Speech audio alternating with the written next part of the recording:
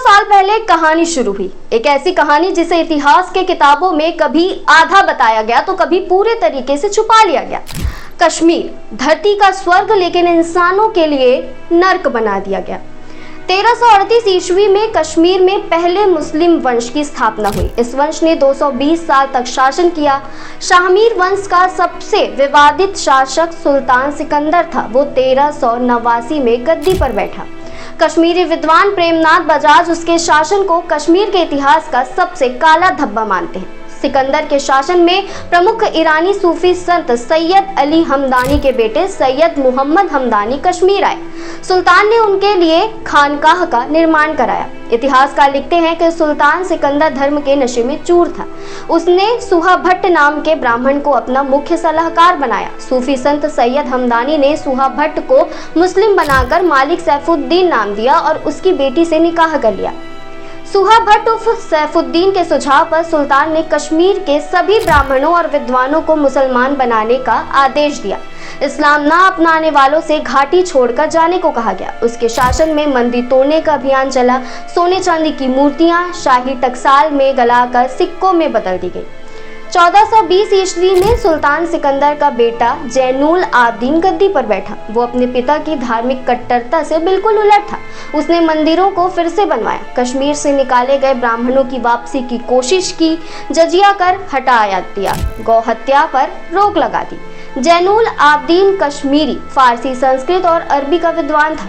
उसके आदेश पर महाभारत और कल्हड़ की राजतरंगिणी का फारसी में अनुवाद किया गया। शिव भट्ट उसके निजी चिकित्सक और सलाहकार थे। उसने कई हिंदुओं और बौद्धों को अपने दरबार में जगह दी। इसी के साथ कश्मीरी पंडितों का नरसंहार भी हुआ। कश्मीरी पंडितों के खिलाफ नफरत 1989 के आखिर में जहरीली हो गई थी। उन्हें लाउड स्पीकर पर चेतावनी देकर कश्मीर छोड़ने के लिए कहा जाता था। अशोक कुमार पांडे अपनी किताब कश्मीर और कश्मीरी पंडित में लिखते हैं कि उस समय कश्मीरी पंडितों और अखबारों में घर छोड़ने की जो धमकियां दी गई थी वो हिजबुल मुजाहिदीन के लेटर पैड पर दी गई थी। JKLF और हिजबुल हिंसा की अगुवाई कर रहे थे। उनके साथ करीब 2 दर्जन छोटे मंझौले इस्लामिक संगठन पंडितों की जान के दुश्मन बने हुए थे। हथियारबंद लोगों ने कैसे कश्मीरी पंडितों को घाटी छोड़ने पर मजबूर किया, निर्मम हत्याओं की कुछ बानगी आपको बताते हैं।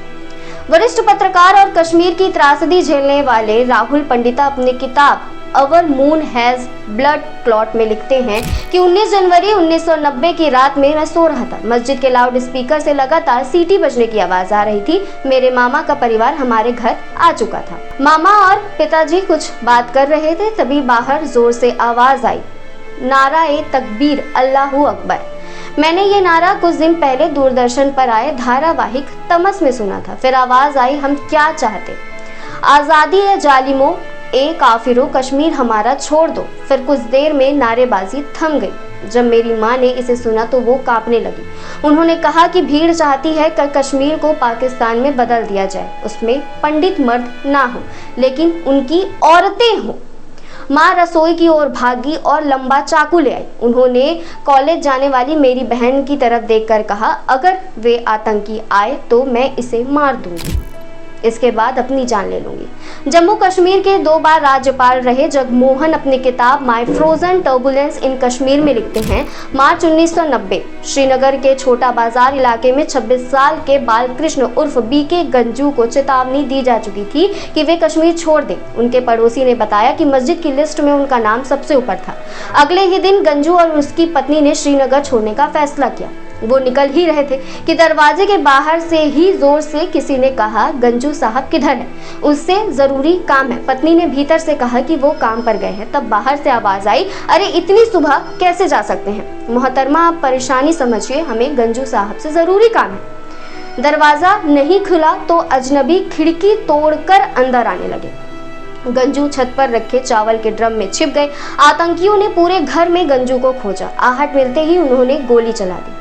बदहवास गंजू की पत्नी वहां पहुंची तो चावल से सनी खून की धार बह रही थी। बाप बेटों को मारकर लटका दिया जा रहा था, चमड़ी तक उधेड़ दी जा रही थी। इसी बुक में एक और जिक्र है जिसका सर्वानंद कौल प्रेमी के बारे में लिखते हैं। सरकारी स्कूल के प्राध्यापक रहे सर्वानंद कौल केवल टीचर ही नहीं, वे कवि और लेखक भी थे। वे अनंतनाग जिले के शाली गांव में परिवार सहित रह रहे थे। दहशतगर्दों की धमकी से पंडित भाग रहे थे, लेकिन प्रेमी ने तय किया वो कहीं नहीं जाएंगे। 30 अप्रैल 1990 को एक दिन 3 हथियारबंद लोगों ने दस्तक दी।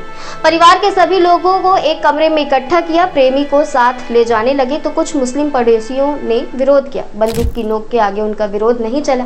प्रेमी के साथ उनका बेटा भी चल दिया। 2 दिन हो गए थे, ना प्रेमी लौटे ना उनका बेटा। दोनों की लाश एक जगह लटकी हुई मिली। लाशें देखकर पता चल रहा था कि दोनों के हाथ पैर तोड़ दिए गए थे, बाल नोचे गए थे, शरीर की चमड़ी जगह जगह से उधेड़ दी गई थी, शरीर में जगह जगह जलाने के निशान थे। इतिहास चीख चीख कर कह रहा है, कश्मीर की कहानी सिर्फ एक जमीन की नहीं, एक संस्कृति की हत्या है। 700 साल पहले जो हुआ वो आज भी कभी न कभी किसी न किसी शक्ल में दोहराया जा रहा है। पहले मंदिर टूटे, फिर इंसान मारे गए और अब कोशिश हो रही है कि यादों को मिटाने की।